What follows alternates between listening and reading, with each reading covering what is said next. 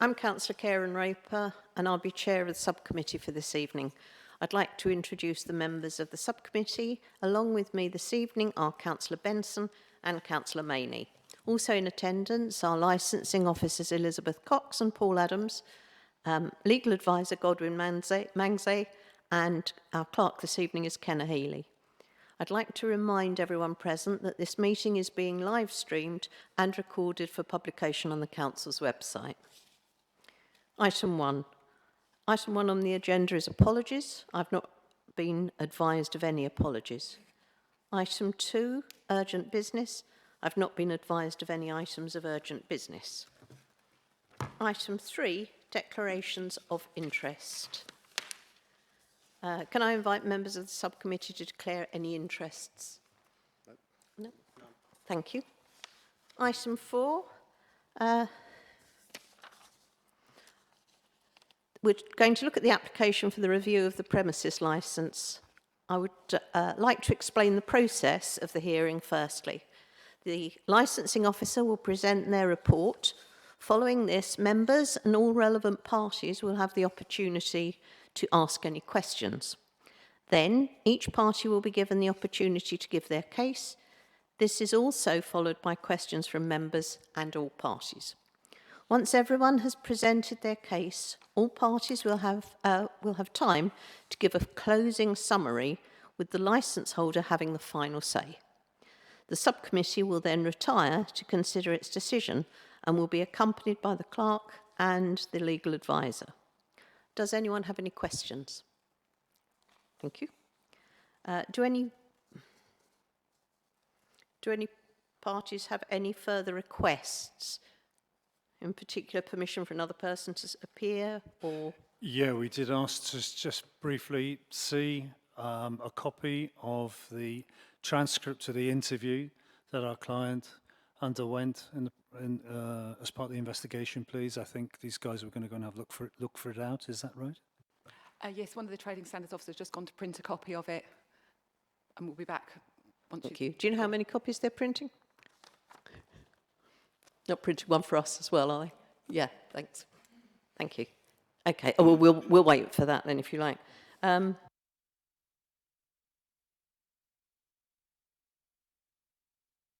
mean, we don't hold you up, and I can read it while we're doing the rest of it. Thanks. Okay, thank you. In that case, I would like to now ask the licensing officer to present the factual report. Thank you, Chair. An application has been received from Thurrock Council Trading Standards for the review of the premises licence for 160 to 168 Romford Road, Aveley. This is done on the grounds of prevention of crime and disorder. For the reasons, once we've heard the report, the committee is recommended to consider the report and appendices together with any oral submissions we hear this evening and decide whether the options open to the committee under the Licensing Act. The application to review is received on the 12th of November 2025, submitted by Charlotte Edwards on behalf of Thurrock Council Trading Standards. The application is on the grounds of the prevention of crime and disorder after illicit tobacco and alcohol were found for sale on the premises. A copy of the full application and supporting documentation is attached as Appendix 1. I won't be running through that because that will come better from Trading Standards in their presentation. A location map for interest is attached to Appendix 2. The main crux of it was the Trading Standards were requesting a number of conditions to be added and some existing conditions to be amended. These are outlined in the application at Appendix 1. I have also outlined them at 4.4 below in the report. Again, I don't propose to read them out verbatim for everyone. And I do apologise, the formatting went a little bit wonky on the first couple. A copy of the updated licence is attached at Appendix 3. I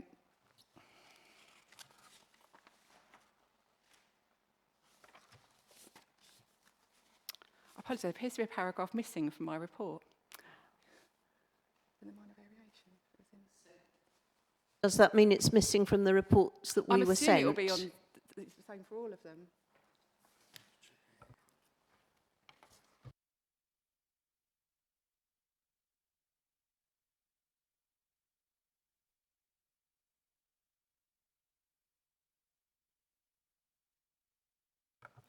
I'm going to just present part of this bit verbally because it's not in there. It won't make difference to the rest of the report per se. Where would it have been in the report? It would have been between 4.3 and 4.4. Thank you. I think actually I put it in as part of 4.3. During the consultation period, the applicants put in for a minor variation to update the conditions themselves. No representations were received to the minor variation, so that was granted. And a copy of that updated licence is attached to Appendix 3. So that's where I just very slightly confused myself there. I do apologise. So the conditions that had been requested by Trading Standards, the applicant and their representatives have put the paperwork through to have them added on in advance of this hearing. And it is exactly word for word the same conditions as the licence there and are in Appendix 3's licence. No representations received from any other responsible authorities, and under the Licensing Act 2003, the licensing objectives: prevention of crime and disorder, public safety, prevention of public nuisance, and the protection of children from harm. Following this evening's hearing, the following options are available: is to do nothing with the licence, to modify the conditions of the premises licence, can include adding any other new conditions or alterations to existing conditions that were already outlined at Appendix 3 of the report. The removal of the designated premises super from the licence, to suspend the licence for a period not exceeding 3 months, or to revoke the licence. Thank you. Thank you. I don't know if this is the best time to raise it or not, but in Appendix 3, it refers to the in-house training. I believe we no longer offer that, so can we have that updated for the new conditions? Yes, we can only remove conditions if instructed to or applied for by the applicant or by the committee. So if you want to make that as part of your decision, we can remove that as part of that. We can't do it unilaterally. No. So. Okay. Thank you. Do members have any questions for the licensing officer? Councillor Maney? Thank you, Chair. Could I just get some clarification on the different? So, Annex 1, the mandatory conditions. They're the conditions which are part of the licensing condition. They're mandatory. I'm assuming they'd be the same for most licensed premises in the borough. Yep, they can't be touched. Okay. End of.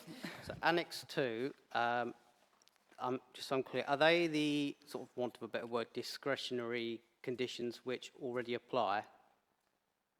So the Annex 2 conditions are some that were previously on the licence from when it was originally applied for back in 2005.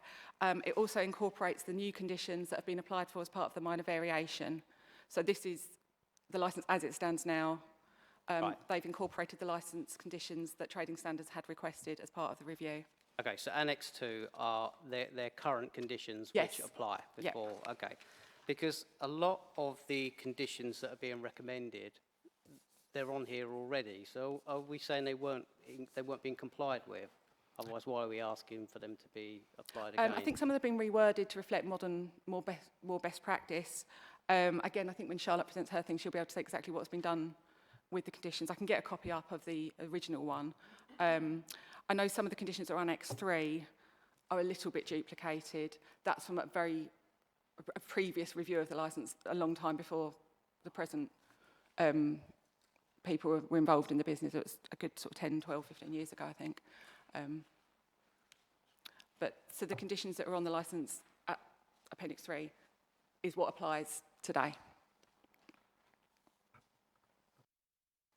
Thank you. Thank you. Does the Trading Standards Officer have any questions for the licensing officer? No, thank you, Chair. Thank you. Does the applicant or their representatives have any questions for the licensing officer? Yes, you mentioned Annex 3, Clause 7, Condition 7. I'm just wondering if we can't agree something between us now, i.e. we strike the words. After the first sentence, you've got the word attend. If you take out the words, the do you pass training course organised by Thurrock Council or an alternative, if they're struck, so it will now read, will attend training, a training course which is acceptable to Thurrock Council within 6 months of starting employment at the premises, and then we strike the last words about this March 2014. Is that acceptable to you, ma'am? I think what was explained earlier is we can do that, but we can do it after we make the final decision.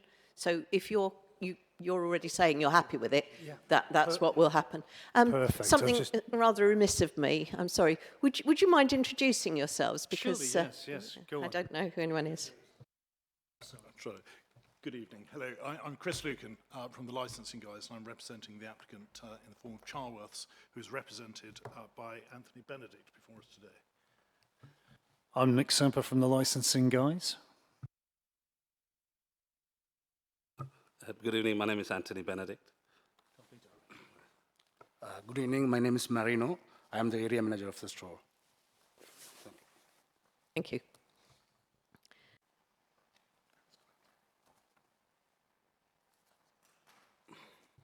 I'd now like to ask the Trading Standards Officer to present their case, please. Thank you, Chair.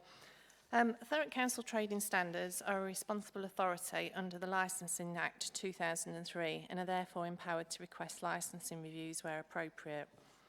The report submitted provides clear evidence that illicit goods were being sold from the premises in question.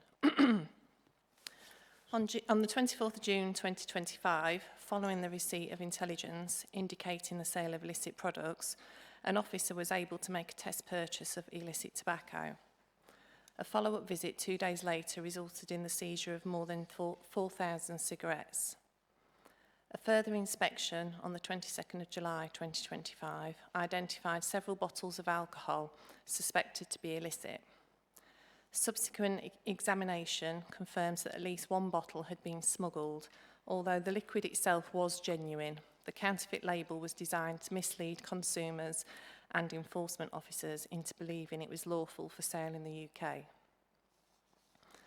While the majority of seized items were tobacco products, officers had serious concerns regarding the legality of the alcohol held on the premises. Officers identified weaknesses in stock control, purchasing practices, and age verification procedures. During a paced interview with Mr. Anthony Benedict, Director of Charworth Limited, it became clear that the business lacked the basic systems expected of a responsible licence holder. Systems that are essential to prevent illicit goods entering the supply chain and to protect young people from underage sales were just not there. Following our review application, the premises, as we've heard, submitted a minor variation and the conditions requested were added to their licence. Officers revisited the premises on the 8th of January this year to assess the compliance with the new conditions and to check for illicit goods. The inspection showed improvement. Most goods were compliant and several positive steps had been undertaken, including a refusals log was in place and appeared to be actively used. Training records were available and had been recently refreshed, and statutory signage regarding underage sales, so sales to under 18s, was correctly displayed. There was also invoices which demonstrated that tobacco was now being secured from a reputable wholesaler. And it was noted that an ultraviolet torch was also available for checking UK duty stamps, so to look at the alcohol. However, despite these improvements, one packet of illicit cigarettes was still found on site, and this was in with the rest of the tobacco. I think this just demonstrates that whilst significant progress has been made, the premises do still need to make sure they remain vigilant, because obviously errors can happen and just need to remain vigilant for continuous improvement.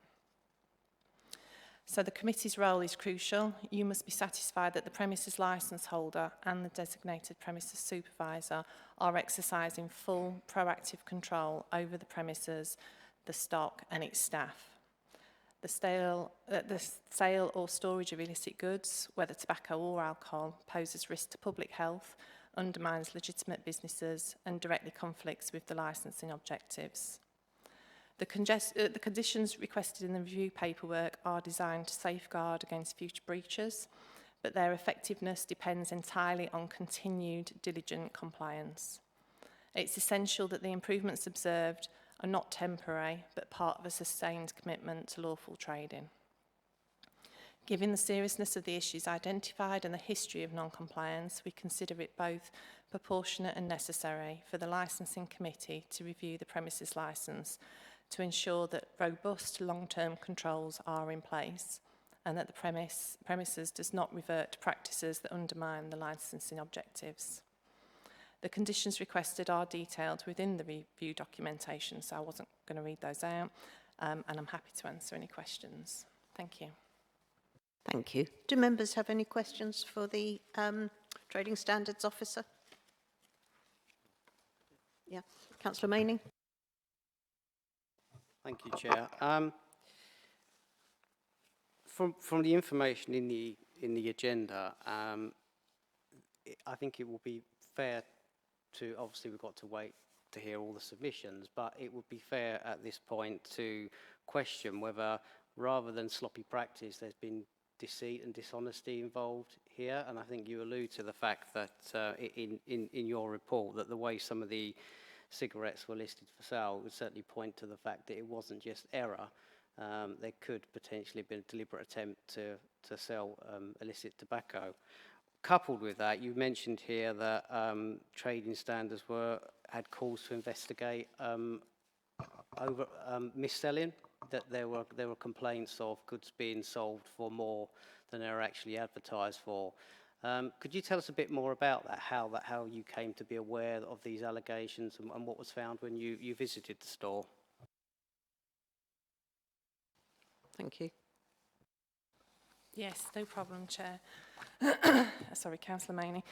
Yeah, so over the leading up to our test purchase and also the seizure that we made, there was a number of incidents that brought this premises to our attention.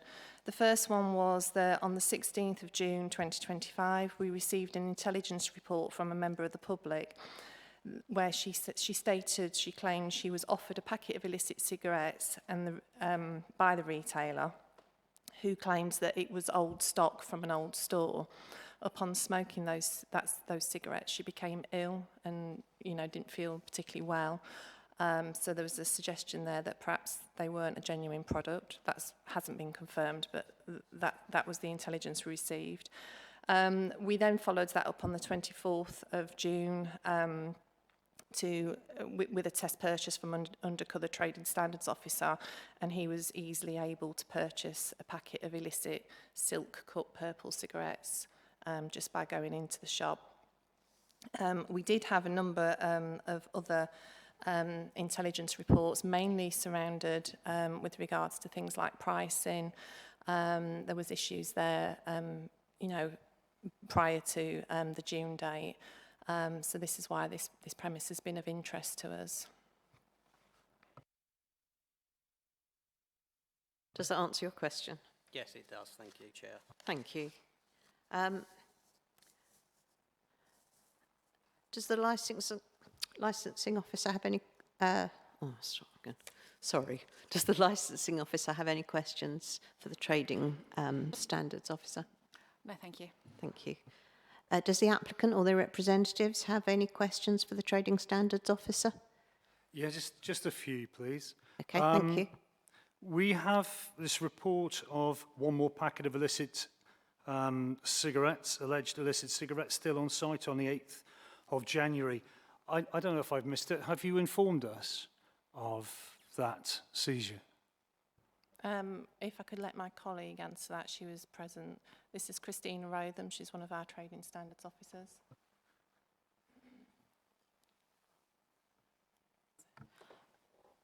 Hello, yes. So on the last Thursday, I believe it was, yes, I attended the premises and we spoke with the supervisor who was on site at the time. He also phoned the manager who I spoke to on the phone, Mr. Roshan, and I made him aware of it, and he voluntarily signed the packet over to us for destruction. Yeah, I meant for the purposes of this hearing tonight. By way of disclosure. And also these intelligence reports with problems with pricing, please. Can you confirm whether you've let us know about that at all? Just to confirm, I believe the pricing issues were in my application. Can you show us where, sorry?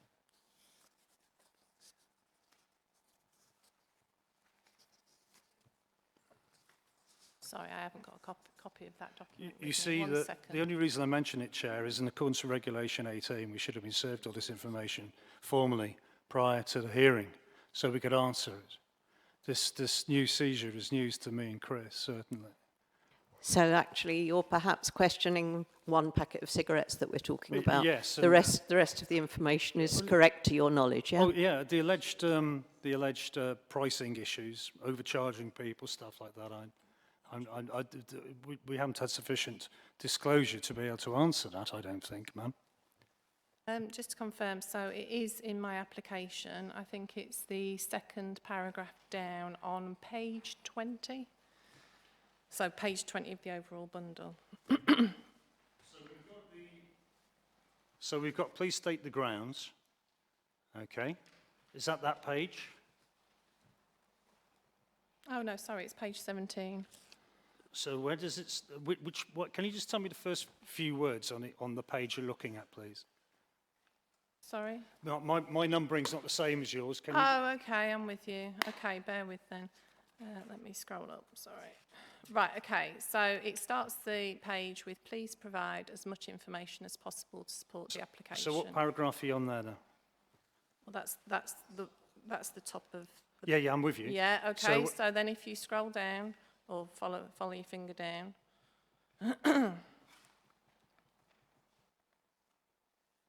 And right at the very bottom of that, it says, in addition to the facts of the seizures, the licensing committee may wish to consider the following points. Yeah. And there's a number of points there that are listed.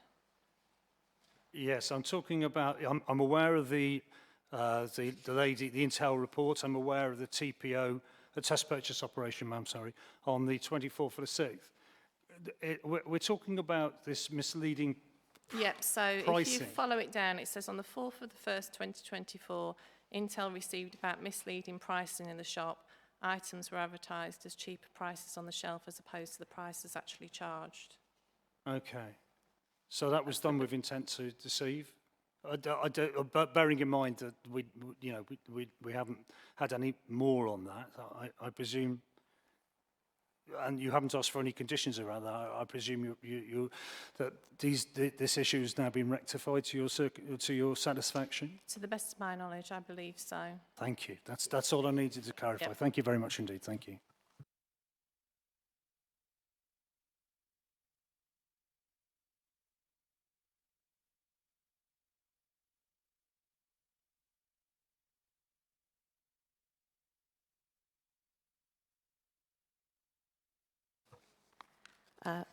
Okay, everyone. I'd now like to ask the applicant, go back to what we were saying, you're going to present your case. Have you got the actual thing to do rather than, I think we've answered your question, yeah? Okay. Thank you. Thank you, Madam Sirs. Just to say, we actually... Thank you very much. We actually don't dispute that much of the factual content in any eventuality that you've heard this evening. Rather, we're here to set some context around both the individual and corporate culpability, which I need to read into that record. So, Budgeons is a long-established convenience retail brand in the UK with a history dating back, in fact, to 1872.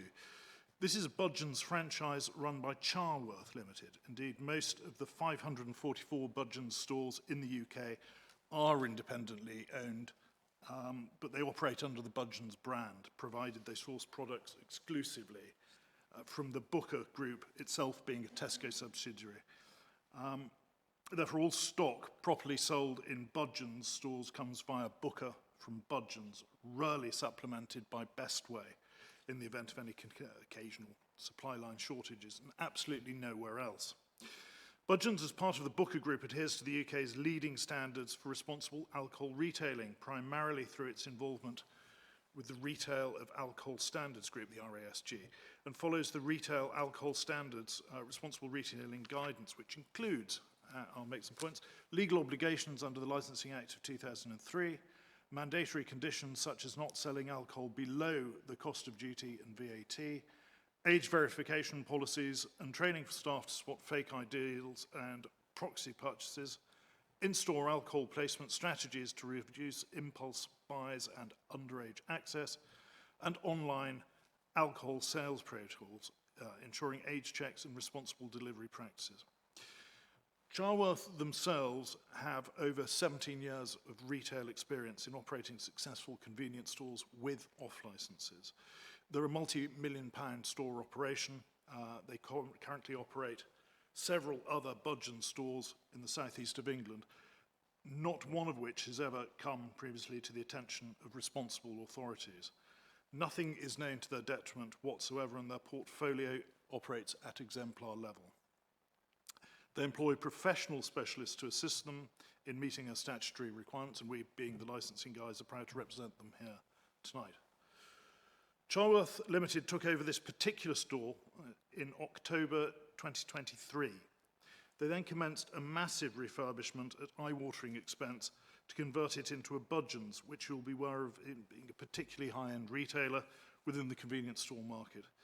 The previous occupant left hurriedly and had left a quantity of his stock, telling us that it would be collected in due course by his cigarette sales representative, whom we do not know and therefore cannot name. Duly, it was left in our stockroom for a collection that never materialised. Our employees were told to leave it alone as it was not our property, had nothing to do with us, nor was it for sale in our store. Our Imperial, that's the tobacco rep, being Mr. Howard Stephen, we'd been chasing him to come and collect this stock since we took the store. Indeed, all this stock in the box in our office should have been reclaimed by the previous operator or sent back with the rep following the law updating to track and trace, or T&T as it's named. Neither the previous operator or the rep ever collected it. From the papers, it appears that on the 16th of June 2025, an intelligence report was received by Trading Standards that a local resident who'd been offered a £4 cheaper packet of their normal cigarettes, described by the shop assistant as old stock from an old store, advising her to make sure no one is around if she wanted to buy them again. I quote that verbatim. These statements together clearly show firstly that this stock wasn't his to sell, and secondly, he knew it was wrong, and thirdly, these sales were occurring without our knowledge. And that's blatantly obvious to anyone. We were never appraised of this intelligence, else we would have conducted our own internal investigation, along with CCV and Tiltrawl, to identify the culprit within our own staff. On the 24th of June 2025, a test purchase was made by a Trading Standards officer who was able to purchase an illicit packet of silk-cut purple hundreds for £12.50. The officer noted the pack scanned on the till for £18.80, but the retailer overrode the price, as the barcode on a counterfeit packet of cigarettes would not and could not ever have been recognised by our till scanner, as it would have been a technological impossibility. This is indelible proof of itself that these cigarettes were a genuine product. It was also found that there was a Londis price sticker on the back stating £15, that being the selling price when the store was operated and owned by its previous operator, being Londis. Budgeons don't use price label guns. Every till sale is done through a barcode scanning system at the till. As you're clearly aware, it's not a Londis. Thus, and again, this was never our stock to sell. We can only assume that this errant member of staff trousered the money, as the phrase goes, taken from the member of the public and the test purchase officer for himself. Again, we were never appraised of this wholly unsatisfactory situation and criminal conduct, as we would have been very anxious to identify and deal with our member of staff ourselves and stop our valued customers and the Treasury being defrauded and the public's health and safety being endangered. This clearly would have been the number one priority, had Trading Standards made us aware of this in a timely manner. On the 26th of June 2025, Trading Standards officers, accompanied by a tobacco detection dog, inspected the premises and found some 202 packets of illicit tobacco across 3 different locations in the shop. These being the office, the cigarette cabinet, and the backup box behind the till. And there's an important distinction I'm making here, because that isn't, well, it just showed nothing was actually hidden here. They're on view. So whilst a dog was used, they were there, clearly on view. It wasn't a secret cache, so to speak. Most of the illicit packs were found mixed in with genuine product, which indicated to the officer a level of fraudulent practice and additional concerns about stock control, quite rightly. This is because our miscreant member of staff has removed the previous stock from the box in the storeroom and dispersed items from this cache into the cigarette drawers at the counter to enable him to make ad hoc unauthorised sales of individual non-dislabelled stock on an individual basis. Trading Standards took the box and the other illicit stock away with them, but some stock has now been returned to store whilst Trading Standards has retained the remainder. So of the 202 packets, I think is that a revised amount, or we're still 202 packets that were seized, at least of over 40 thus far have been returned as though not illicit or counterfeit at all. Now, our understanding is that the definition of illicit tobacco is that it's smuggled, counterfeit, or non-duty paid. I can elaborate on this if needed. We're still unclear as to what goods seized from the premises were in fact either smuggled, counterfeit, or non-duty paid. We asked the rep, Mr. Stephen, to come to the store after the Trading Standards visit. He did so, audited our stock in store, and confirmed all our stock was in order. We believe that the tobacco packets that were seized are in fact not illicit per se, i.e. smuggled, counterfeit, or not duty paid. Rather, they're old stock, which in itself is no longer compliant with the T&T system, in that it was what we'd been left by the previous owners and predated the deadline that non-T&T compliant stock had to be returned to the suppliers. Frankly, unless individual packets of cigarettes are in their original outer packaging, we don't believe that you can simply tell if they're T&T compliant or not. On the 22nd of July 2025, Trading Standards Office carried out an alcohol inspection at the premises, resulting in a bottle of Famous Grouse being confirmed by the brand holder, perhaps William Grant and Sons, to be smuggled goods.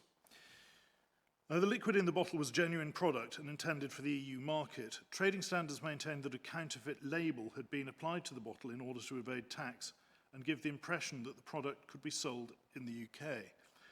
Now, on this, we can't agree. We asked to inspect the product and then liaise with the brand holder ourselves. All our alcohol comes from Booker's. We have no idea how any counterfeit label, if any, was added to this bottle. And set further context, Trading Standards also took away 3 bottles of Jack Daniels, 2 bottles of Sambuca at the same time, claiming them to be counterfeit at the same time. They've subsequently been returned to us, as they are in fact genuine. So our working hypothesis is that this single bottle of Famous Grouse is an item of low demand stock and has therefore been on our shelves for a considerable amount of time, perhaps degraded. This is actually a genuine label. It's been corrupted due to close proximity with bright light, which has altered its characteristics in some way. This does happen on very rare occasions. We respectfully ask that this bottle be returned to us for examination by us and Budgeons, as we completely refute the insidious allegation that we've been applying counterfeit labels to smuggled bottles, or in this case a bottle of whiskey even, most unusually a single bottle, with the intent to defraud customers and excise. As I said earlier, the premises licence holder is Charworth Limited. The director of Charworth Limited, Mr. Anthony Benefit, here was interviewed on the 14th of October in the presence of his personal solicitor. He fully accepts that the non-compliant tobacco left over from the previous owner was placed in a box in the back office and that no quarantine labels or other controls were utilised to prevent them being sold by a member of staff intent on committing criminal offences. In fairness, he didn't realise that a member of his staff was up to no good, else he would never have employed them in the first place, or continued with their employment once this conduct was brought to light. Clear instructions were given to all staff on taking over the premises that the previous owner's goods were not to be touched, and someone has later decided to defy those instructions clandestinely and by subterfuge to commit these crimes. Mr. Benedict has benefited not one penny from this criminal activity, but rather he's a victim of it. He's been horrified by the lurid reporting of this issue in the local press, details contained within which he believes should not have been provided to the press in any event or in advance of this hearing, given he has protections under the Victims' Code, which explicitly provides privacy and respect safeguards for victims of crime. That said, Mr. Benedict has been both warmed and comforted by the high level of support he's received from his loyal customer base and other prominent members of the local community.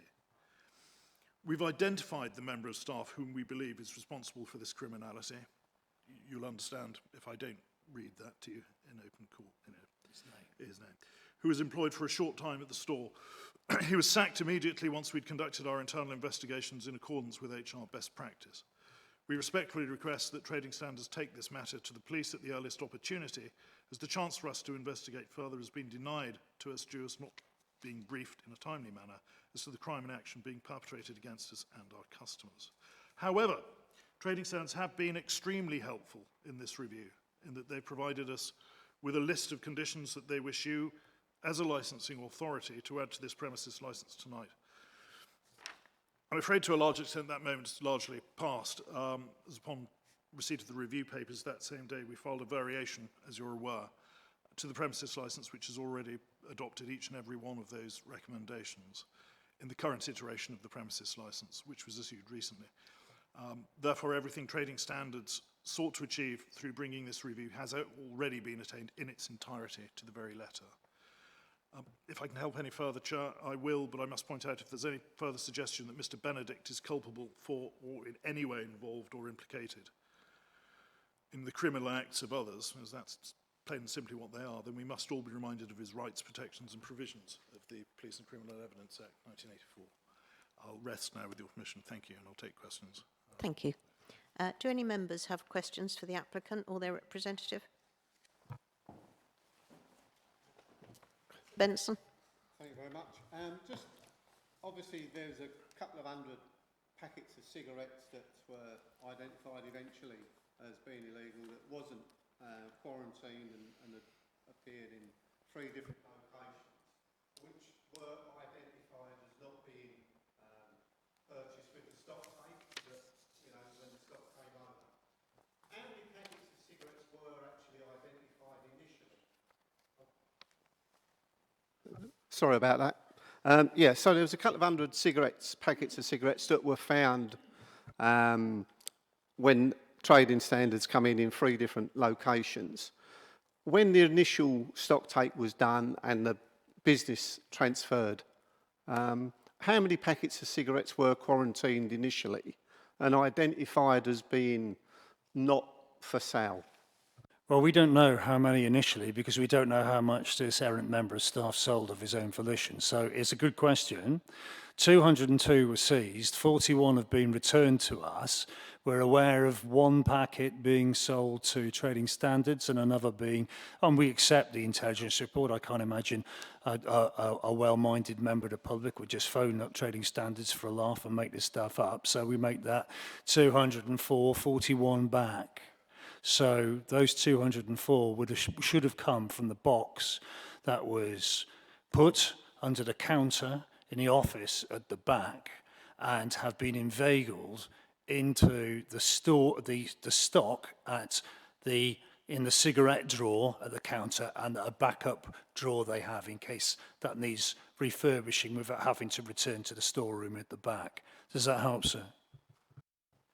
Well, it just leads to more questions that the fact that obviously the area manager was going into the office and hadn't noticed that the box had been tampered with and products taken out, that it was never sealed or anything like that. We absolutely accept that, sir, and that's why we've accepted all the Trading Standards wise recommendations as about tightening up on the stock control. However, having said that, handling other people's goods, usually when one business leaves, they take it, okay? We put our stuff aside, telling everyone to leave it alone, expected it to be left alone.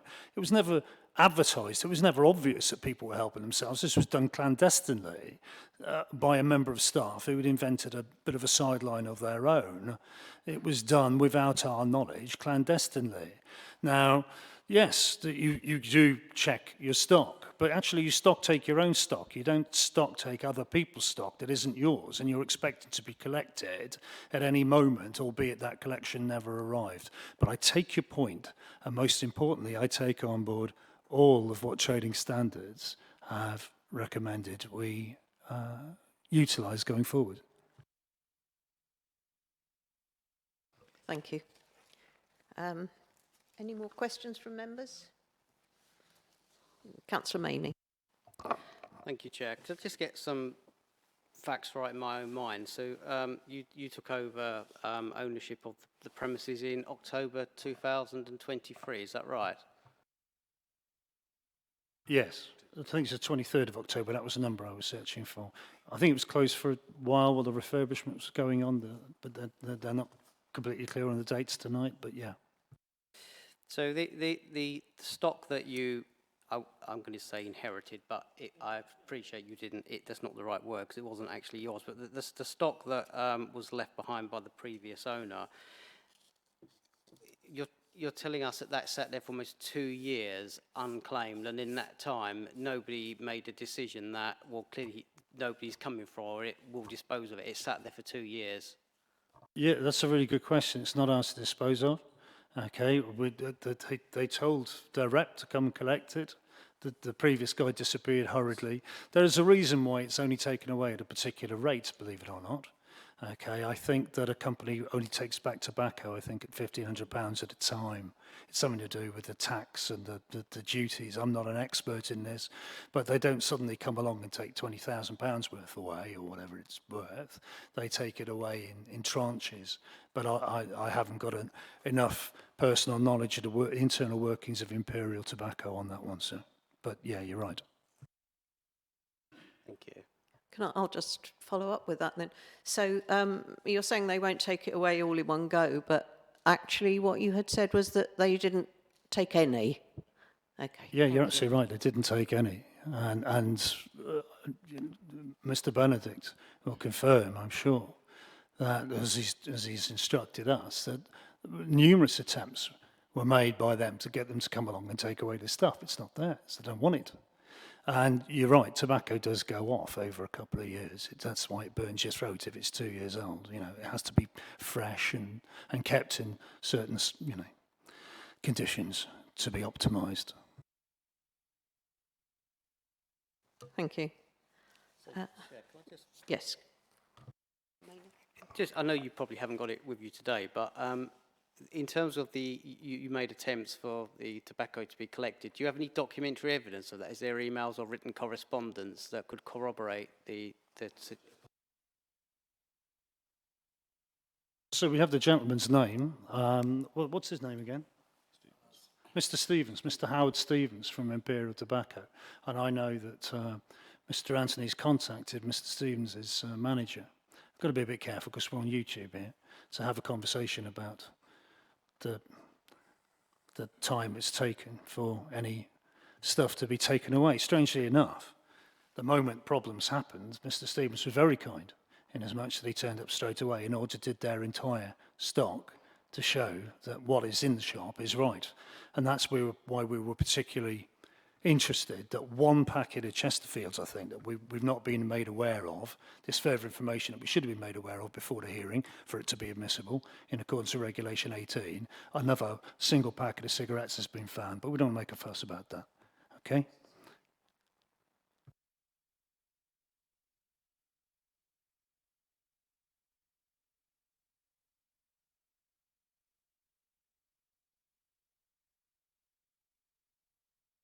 This is the visit that happened last week, ma'am. Sorry, yeah. Just that the manager and so on were spoken to individually and told, so all the information was shared, but not with you. So your manager didn't share that with you, yeah.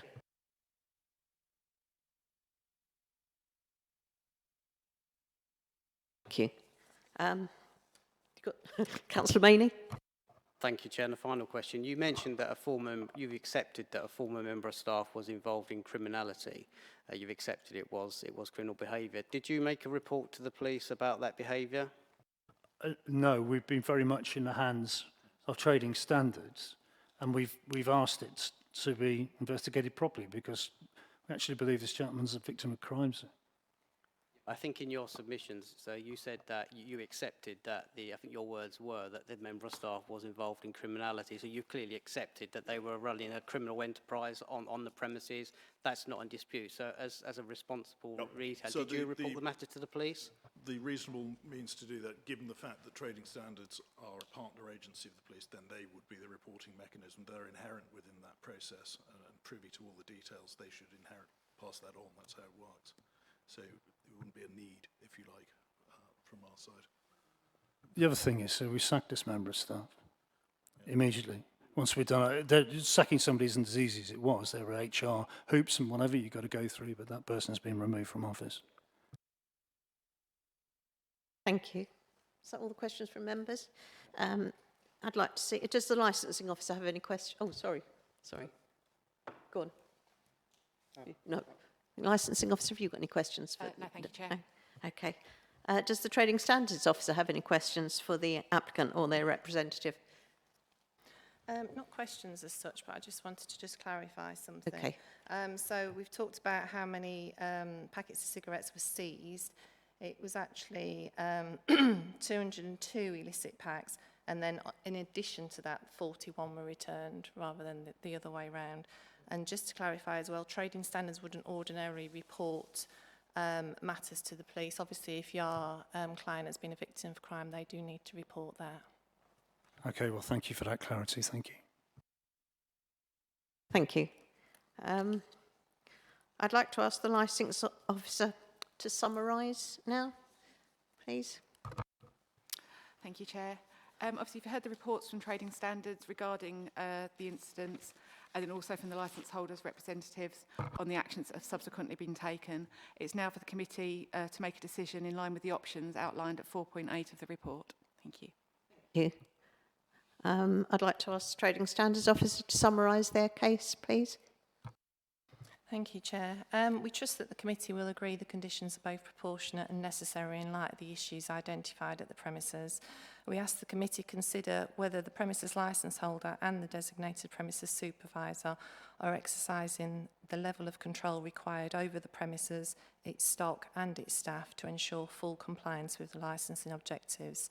It is essential that robust continuous oversight is maintained so that illicit goods are neither sold nor stored on the premises in future. Thank you.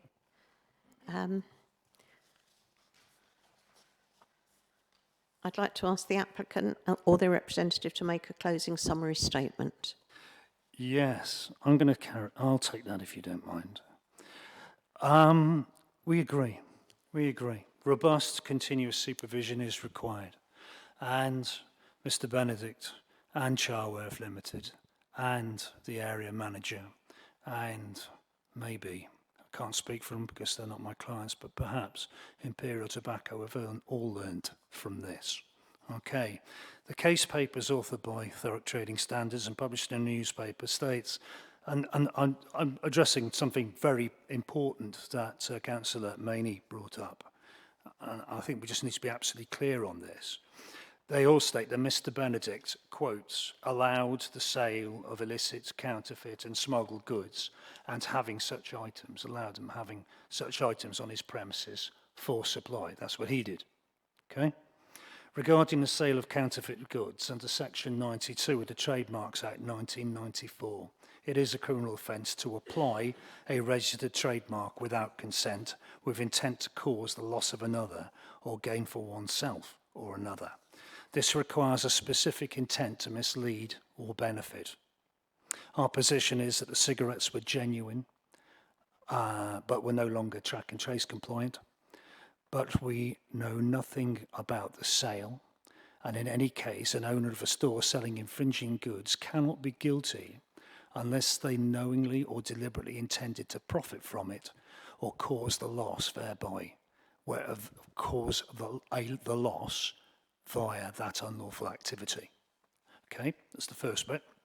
Secondly, regarding the alleged fraudulent relabelling of a smuggled bottle of famous grouse, which is called duty evasion.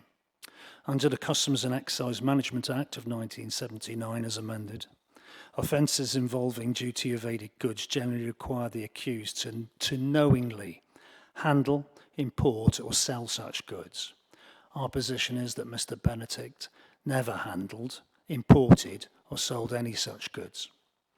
And thirdly, under the Fraud Act of 2006, offences like Section 2, which is fraud by false representation, required a defendant to act dishonestly with intention to permanently deprive or cause financial loss to another. The circumstances where a store owner whose miscreant member of staff sells non-compliant goods unlawfully and outside his knowledge would not satisfy the dishonesty element and intent element of such an offence. Thus, our position is that no offence has been committed by Mr. Benedict. Furthermore, Mr. Benedict refutes the insinuation that he never has or had any intention ever to sell or allow the sale of illicit, counterfeit or smuggled goods, or having such items on his premises for supply, as alleged in the case papers or headlines. His position is that he knew nothing of any of the criminal acts complained of and had no part in them whatsoever. Therefore, in light of all the above information, you might conclude that Mr. Benedict feels that he's been very badly mauled by this process. As it happens, this exercise has allowed Chaworth Limited to tighten up their quarantine arrangements were they ever again, and it is extremely rare. In fact, only on one occasion in the last 9 years since we've been doing this, and we were police officers combined 60 years beforehand, it is extremely rare that you ever come into innocent contact with unsold stock from a previous occupant of any store. So they have tightened up on their quarantine arrangements were that ever to happen again. Okay, and lastly, clearly, the purpose of this meeting tonight is not to investigate criminal offences or to punish Mr. Benedict. That would be for the magistrates, and we've asked and we've had some clarity about where our next steps are. It is simply for you to satisfy yourselves that the licensing objectives will be promoted going forwards at this store, as every condition initially requested by Charlotte from Trading Standards has been added to the premises licence at the earliest opportunity by me. I think it happened on the day that I actually got her papers through that, but there was a slight lag of a day or two. The papers were before her, and I was making phone calls to both licensing and yourself. So at the very earliest opportunity, we sought to put right what was wrong, and we respectfully request that you take no further action in this matter. Thank you very much indeed. Thank you. Following that, I've got a couple of comments to make. One is, I don't know if it's of any interest to you or not, but I haven't read any newspaper reports on this, so I can't comment on that. And the other one is, you've explained quite clearly how much you've put in place already. Obviously, you might be getting new staff and so on. You've got to make sure they are trained, and you've got to make sure all the things that you've put in place are happening. How long do you think it will be before you are totally confident that that's all in place? Well, do you know what? Until I heard about this packet of Chesterfields tonight, I thought we were, because we got Imperial Tobacco back on their hands and knees, if you know what I mean, metaphysically, going through all our stock to prove that everything was. Now, I've subsequently been bushwhacked a bit by the fact that we found a packet of Chesterfields has been found in amongst our stocks as non-compliant. And to that, had I been aware of that prior to that, I would say, can I see them, please? Because we too have access to forensic services and what have you, where we need to defend our clients, and we would have sent them off to find out whether they were illicit or counterfeit, or whether there were actually 205 packs that should have been taken instead of 204, if you know what I mean. But we are where we are. I'd ask you to exclude that evidence because we weren't told about it under Regulation 18. But these are good people. They haven't come here to lie or fit people up. You know, if they say, I'd just like to have a look at that packet of cigarettes at some stage, along with the alleged counterfeit label that has been swapped. We don't think it has been swapped. We think it's become degraded by being too close to one of these overhead lights. It's old stock. There's not what you call a fast line in retail terms. A fast line flies through the store. Old stock and on a slow line will sit under a spotlight for many weeks, if not months, if not years. And being so close to that light, it will biodegrade your hologram and your labels. The thought that you think Mr. Benedict is in the middle of the night steaming off some labels and sticking on new ones, it's full of birds, as they say in Parliament. Thank you very much indeed. Thank you. Thank you. Has everyone said everything they wish to say? Thank you. The subcommittee will now retire to consider the decision, and it will be accompanied by the clerk and the legal advisor to the subcommittee.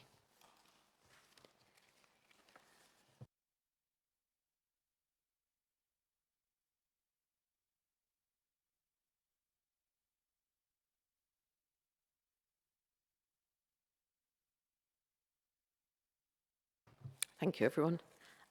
Could I please ask the legal advisor to give the decision of the subcommittee? Thank you.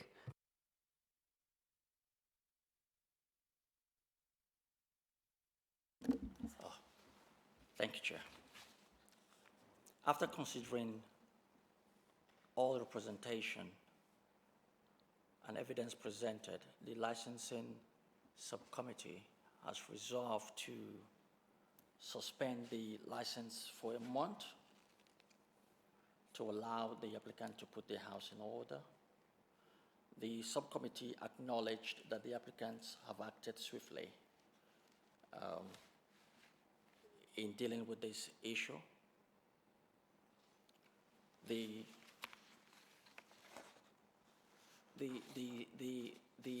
essence of the 1 month suspension is to allow compliance with the conditions agreed with trading standard. A formal and written decision, including detailed reasoning, will be provided within 5 working days. The applicants have the right to appeal this decision to the magistrate court within 21 days of receiving the decision notice, if you so decide to do so. Thank you. I'd like to thank the applicant for their attendance this evening, and I'd like to thank everyone for attending. This concludes the business of the meeting, and I now declare the meeting closed at 8:19. Thank you.